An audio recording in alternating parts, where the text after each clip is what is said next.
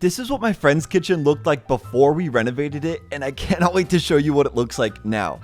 I met Kasha and S a couple years ago through school, and we made a deal that if they moved into my neighborhood, I would help them renovate their 90s builder grade kitchen. So here is everything we did from start to finish to update this space into their dream kitchen.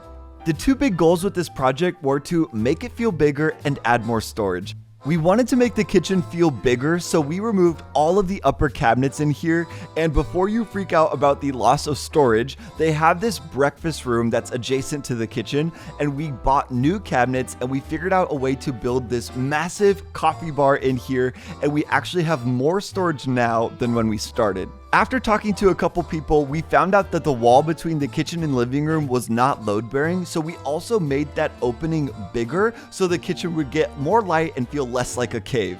This was one of the hardest things to figure out how it worked and how it should look, but I'm really glad we decided to add this little fake wood beam at the top because I think it just frames the kitchen so nicely and really does make it feel a lot bigger. The hardest thing that we did in this project was actually removing the tile floors, which I thought was going to be pretty easy, but we rented 3 different machines from the store and we were never able to fully get all of the glue off of the ground, and we ended up just having to hire a professional to help us out and lay down the new tile, which I kind of wish we just had hired them from the beginning. One of the ways that we did save money on this project was by painting all of the kitchen cabinets ourselves. I have a couple tutorials on my page if you want to learn more about this process, but this was a great way to save money, and honestly, I think we got a really professional looking finish on them. For the countertops, my friends picked out a white quartz, which really helped brighten up the room, and we made sure it was big enough so there could be a seating area on the other side of this opening.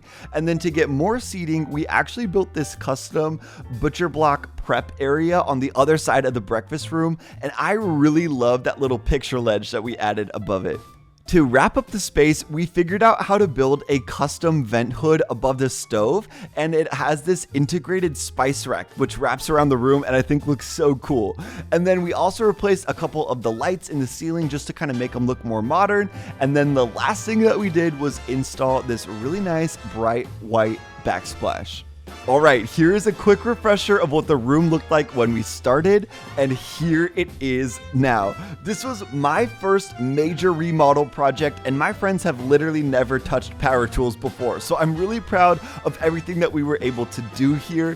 And if you like do-it-yourself home renovations, make sure to follow me to see what I'm working on now at my 1970s fixer-upper. Thank you so much for watching, and I'll see you next time.